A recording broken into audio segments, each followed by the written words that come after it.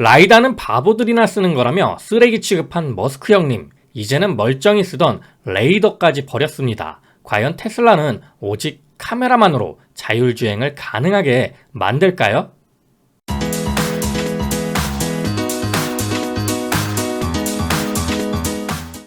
안녕하세요. 세상의 모든 지식들을 재밌고 쉽게 풀어드리는 네오의 지식창고입니다.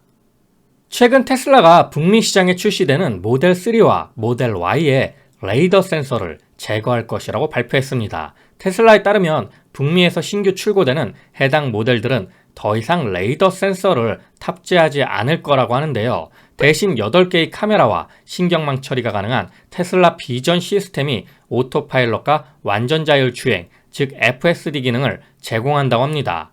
대부분 완성차 기업들이 레이더나 또는 레이저를 쏴 주변을 인식하는 라이다 기술을 자율주행의 핵심으로 보는 것과는 완전히 반대의 방향성인데요. 앞서 테슬라는 그간 상대적으로 비싼 라이다 센서 대신 카메라만으로 물체의 깊이를 측정하는 완전 비전 중심 방식을 활용한 독자 기술을 강조해 왔습니다. 현재 GM 크루즈, 구글 웨이모 등 경쟁업체는 자율주행 시스템에 카메라와 함께 레이더와 라이다 센서를 채택하고 있습니다. 레이더 센서는 특히 야간이나 악천후 등 가시성이 낮은 경우에도 추가 데이터를 제공할 수 있다는 강점이 있는데요. 그에 비해 시각 센서에 의존하는 카메라는 날씨에 큰 영향을 받게 됩니다. 하지만 머스크 형님은 라이다는 너무 비싸고 사용하기 어렵다며 바보들이나 쓰는 장치라고 비판해 왔죠. 저는 예전부터 꾸준히 자율주행이 라이다 진영과 카메라 진영으로 나눠질 수 있고 이는 곧 플랫폼 전쟁으로 이어질 수 있다고 이야기했습니다. 예를 들어 스마트폰에서 애플의 iOS와 구글의 안드로이드로 나눠진 것처럼 말이죠. 그래서 애플이 애플카를 만들게 된다면 테슬라와 경쟁이 될 새로운 자율주행 플랫폼이 생길 수도 있겠다고 이야기하기도 했는데요. 물론 그게 애플이 될지 아니면 구글이 될지 인텔이 될지 아직은 알 수 없습니다. 다만 삼성전자 스마트폰에 안드로이드가 들어가는 것처럼 완성차 기업의 자동차에 테슬라의 자율주행 시스템이 들어갈 수 있다는 거죠. 그런데 라이다는 그렇다 치고 테슬라가 레이더까지 버리려는 이유는 무엇일까요? 가장 크게 생각할 수 있는 것이 바로 원가 절감입니다. 라이다 센서가 가장 비싸고 그 다음이 레이더고 가장 저렴한 게 카메라입니다. 현재 테슬라 차량은 초음파 센서 12개, 서라운드 카메라 8대, 전면 레이더 센서를 탑재하고 있습니다. 여기에 차량 전면 감지 범위 160m의 ARS410 레이더 센서가 이번 전환으로 제거되는 건데요. 이렇게 제일 저렴한 카메라만으로 자율주행을 구현할 수 있다면 자율주행 전기차를 더 싸게 만들고 이는 곧 시장 점유율을 높일 수 있는 계기가 될 겁니다. 테슬라가 자율주행에서 다른 경쟁사들보다 유리한 점이 무엇일까요? 바로 주행 데이터입니다. 많은 사람들이 테슬라 전기차를 구매하고 자율주행 기능을 이용할수록 테슬라에 쌓이는 데이터는 기하급수적으로 늘어나게 됩니다. 이 주행 데이터를 기반으로 자율주행을 더 견고하게 만들 수가 있는데요. 테슬라는 전 세계에 흩어진 120만 대의 차량으로 확보한 도로환경 영상 데이터를 딥러닝 기술을 이용해 분석하고 있습니다.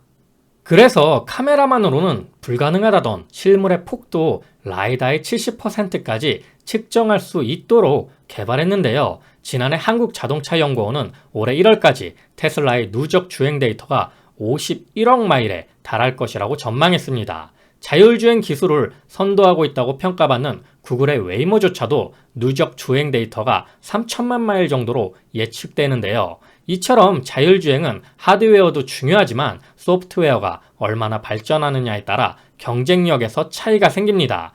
즉 소프트웨어가 기반된 재빠른 판단 능력이 자율주행에서 중요한 요소가 되는 거죠. 최근 테슬라는 자율주행 연구용으로 도조의 전신이 될 슈퍼컴퓨터를 전격 공개하기도 했습니다. 이 슈퍼컴퓨터를 통해 테슬라는 수집된 주행 데이터를 학습하고 자율주행 기능을 계속 업데이트해 왔는데요. 2019년 4월 자율주행 이벤트 데이에서 머스크 형님이 처음 언급한 도조는 일본어로 심신을 수련하는 장소를 뜻합니다. 이를 통해 보면 머스크 형님은 정말 일본빠라는 걸 알 수가 있죠.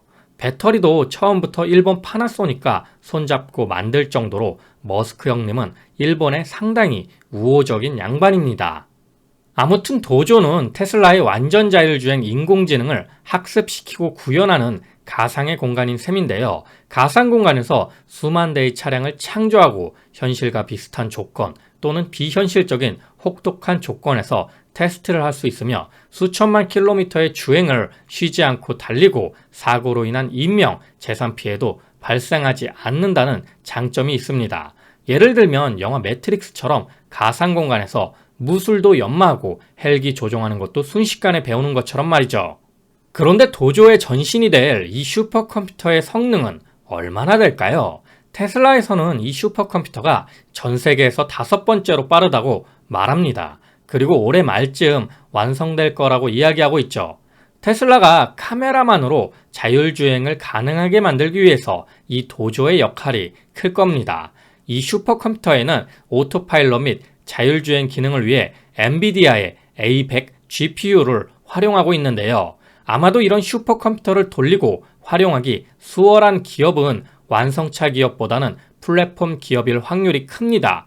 구글이나 인텔, 애플처럼 말이죠.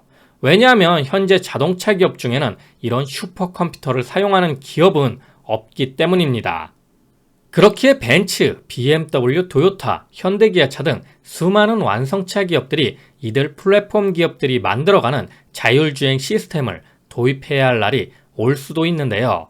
그런데 만약 테슬라가 슈퍼컴퓨터 도조에만 의지하게 된다면 자율주행 기술을 개발하는 다른 거대 플랫폼 기업들과 박터지는 경쟁을 하게 될 겁니다. 하지만 테슬라는 그 경쟁을 뛰어넘기 위해 도조와 함께 강력한 무기를 가지고 있죠. 바로 스페이스X의 스타링크입니다. 자율주행에서 중요한 것이 아까 이야기한 것처럼 순간적인 판단 능력입니다. 이 순간 찰나에 일어나는 상황을 인지하고 조작하려면 강력한 통신 능력이 요구됩니다. 그래서 자율주행이 발전하기 위해서 5G가 필요하다는 말을 하는 거죠. 4G와 5G를 비교하는 도표를 보면 자동차가 급정거하게 될 때 제동거리의 차이가 크다는 것을 볼 수 있습니다. 이걸 전문용어로 초저지연성이라고 하는데요. 그런데 이게 6G로 가면 어떻게 될까요? 6G의 지연 속도가 5G에 비해 10분의 1 정도로 줄어드는 거니까 더 초초초지연성이 되는 겁니다. 여기서 생각해 봐야 할 것이 있는데요. 그럼 6G를 구현하려면 무엇이 필요한가입니다. 6G는 저궤도 통신 위성이 필요합니다. 지금 스페이스X에서 신나게 쏘아 올리는 것이 저궤도 통신 위성이죠. 일명 스타링크 프로젝트. 이 스타링크로 구축된 6G와 슈퍼컴퓨터 도조, 그리고 테슬라 자율주행 전기차가 연결이 되면 무적이 되는 겁니다. 이 시스템은 누구나 쉽게 따라오기 힘든 구조인데요. 왜냐하면 슈퍼컴퓨터는 구글이나 인텔, 애플, 아마존에서도 만들 수 있지만 이 스타링크는 따라하기가 굉장히 힘든 이유가 있습니다. 저궤도 통신 위성은 먼저 쏘는 놈이 임자라서 그 자리를 한번 차지하면 아무리 돈을 써도 그 자리를 차지하기가 힘들게 되죠. 쉽게 말해 좋은 자리를 지금 스페이스X에서 선점하고 있는 겁니다. 앞으로 이 스타링크를 통해 위성 인터넷 서비스가 보급되면 SK 브로드밴드, KT 올레, LG U+ 같은 국내 인터넷 통신 회사들도 스타링크와 경쟁을 해야 할지도 모릅니다. 그래서 세계 최초로 5G를 상용화해 시장을 주도한 한국도 서둘러 6G 기술 경쟁력을 확보하기 위해 나섰는데요. 정부에서는 2031년까지 지상 200에서 2000km인 지구 저궤도의 위성통신 기술을 검증할 저궤도 통신위성 14기를 쏘아 올린다는 계획을 내놨습니다. 국내 기업 하나시스템은 2030년 이후 지구 저궤도에 위성 2000기 이상을 쏘아 올려 국내는 물론 전 세계를 대상으로 위성통신 사업을 추진하겠다는 계획을 내놓고 있어 향후 국내에서도 스페이스X의 스타링크나 원앱 같은 새로운 저궤도 군집 위성 기반의 통신 서비스가 등장할 것으로 예측되는데요. 다만 스페이스X의 경우 발사체를 회수해서 재활용하면 발사비가 약 650억 원에서 250억 원으로 낮아지기 때문에 통신위성을 누구보다도 저렴하고 빠르게 쏠 수가 있습니다. 그래서 경쟁 업체인 원앱 같은 경우 스페이스X의 기술에 밀리면서 거의 파산각에 처하기도 했죠. 그나마 스페이스X 다음으로 원앱이 저궤도 통신 위성을 많이 올렸는데요. 최근 이 두 회사의 위성이 충돌할 뻔한 아찔한 상황이 발생하기도 했습니다. 만약 위성이 충돌해서 파편이 날리면 그 주변의 다른 위성도 계속 부서지고 또 파편이 생기고 그럼 완전 망하는 거죠. 확인 결과 두 위성은 불과 약 58m 차이로 서로를 비껴갔다고 합니다. 현재 스페이스X는 상용 서비스의 첫 단계인 1584개가 넘는 위성을 지구 저 궤도에 올려놨습니다. 계획대로라면 2024년에는 4,000개, 2027년까지 12,000개의 위성을 띄울 예정입니다. 한국의 한화 시스템이 2030년까지 저궤도 통신 위성을 2,000개 띄운다는데 이건 거의 뱁새가 황새 따라가는 격이죠. 오늘은 테슬라가 왜 레이더까지 버렸는지에 대해 알아보았는데요. 라이다와 레이더가 없이도 오직 카메라만으로 자율주행을 구현할 수 있는 힘은 세계에서 5번째로 빠르다는 테슬라의 슈퍼컴퓨터 도조와 스페이스X의 저궤도 통신 위성을 통한 6G가 될 겁니다. 그리고 자율주행에서 6G가 중요한 이유는 속도도 빠르지만 5G에서 터질 정도로 지구를 감싸고 있다는 점입니다.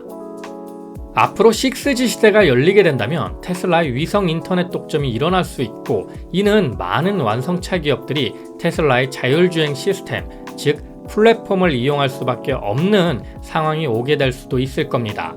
머스크 형님은 결국 이런 큰 그림을 그리고 있다는 이야기인데요. 계획대로라면 아주 무서운 그림입니다. 위성 인터넷을 독점하고 자율주행 시스템을 독점한다는 이야기니까요. 현재 플랫폼 기업으로 크게 보자면 애플과 구글의 양강구도라 말할 수 있는데요. 이들 회사를 한 방에 쌈 싸먹을 수 있는 계획이라는 거.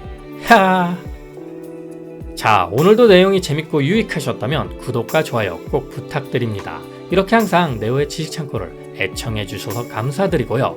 오늘 하루도 좋은 하루 되시길 기원하겠습니다.